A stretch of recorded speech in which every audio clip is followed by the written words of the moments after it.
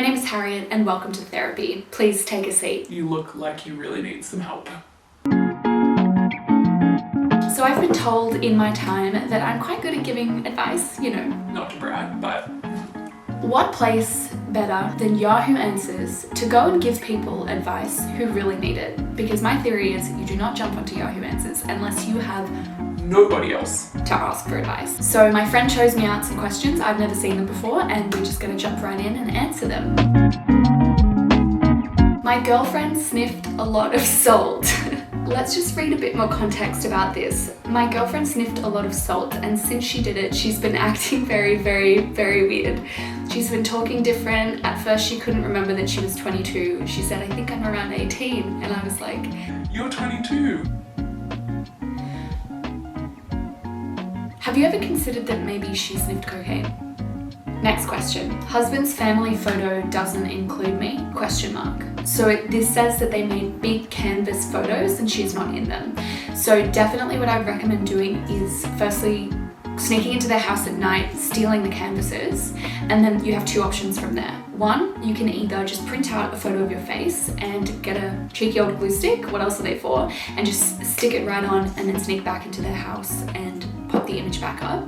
The second option, which is a little bit more technologically advanced, is steal the canvas at night again. Make sure that you do it under the cover of the full moon, otherwise they'll probably catch you. Go home or go to the library and scan the canvas and then jump into Photoshop and cut out your face, pop it in. You could even paste it over your mother-in-law's face if you wanted to, because from the story it sounds like she doesn't like you that much, so I don't really see the problem in taking her place in the family photo. And then just hang it back up and they probably won't even notice, but every time you go to that house now, you will feel more accepted. So definitely that's what I would do. What's a cute paragraph I can send my girlfriend for when she wakes up? I want to leave her a text for when she wakes up, but I've used most of the cute paragraphs. Can you give me a hand and give me a couple of paragraphs? Thank you. I really have to read the favorite answer. This is what someone else has already answered. If you're asking if I love you, the answer is forever. If you're asking if I'd hurt you, the answer is never. If you're asking if I want you, the answer is I do. If you're asking what I value most, the answer is you. Just to clarify, this goes on. And if I ever received this when I woke up, I would find the nearest brick wall and just ram my head into it. I think a cute paragraph you could send your girlfriend when she wakes up is just in capitals, say, never leave me, and then a bunch of exclamation points. If you keep going in capitals, if you ever leave me, I will come to your house, I will find your mother, I will appear behind her in the mirror, and I will say, I'm Bloody Mary and I'm going to kill you. And then you would have a knife in your hand as well. So maybe in brackets put, I would have a knife in my hand. And then just say like, so now that that's over with, I also just want to tell you that I love you so much. You're beautiful. Your eyes are like the ocean. Your kiss is like the sun. XXX, or maybe XOX. You don't want to like give her too many kisses, do you know what I mean? You need to throw a couple hugs in there. So that's what I would say to that question. Next. I lied to my boyfriend before and he forgave me. I lied to him again and he got mad and indirectly called me a slut. What should I do? Tough one. Stop lying. That's just like a fun little thing that you could try and see if it worked.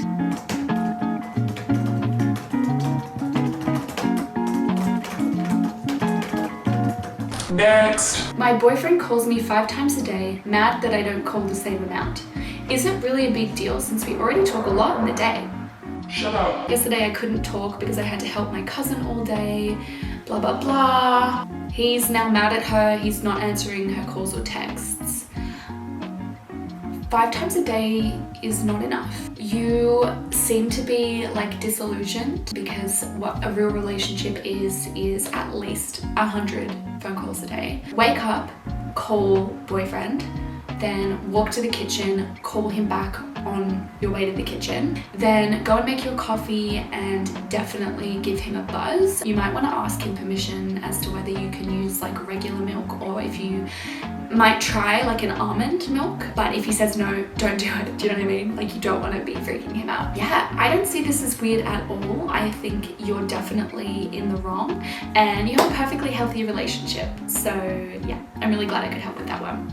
Next, what would you do if your girlfriend asked you to go to the store to get some milk and found her watching porn when you came home? We have another relationship guru who's actually the favorite answer for this question, which I'm dying to read. Why? Did that happen to you? I can see how it would be pretty upsetting if it did. I'm pretty sure internet porn has destroyed a lot of relationships and marriages, caused people to lose their jobs, so on and so forth. I think it was the internet that actually caused me to lose my marriage. This person is saying that they think that the internet is evil. I totally agree. The internet is just not a place that any healthy, normal human being would go. And therefore, I think that you need to actually take the milk that you bought and just throw it on your girlfriend. Just douse her in that milk. And just to clarify with the internet porn, God invented movies and the devil invented internet porn. If you watch that, You will be going to hell. okay, cool, moving on. Saw my dad in his underwear. Help. Your dad wears underwear? That's so embarrassing. Seriously, why would you put that on the internet? Or the devil's encyclopedia, if you will. Tell your dad that he should not be wearing underwear, especially around the house. That is So embarrassing. Next, how to deal with men. That's quite a general question, so I'm going to continue reading just for a bit of context. I seem to get asked out by these men. I don't really fancy them. They seem to buy me one little thing, £1 thing.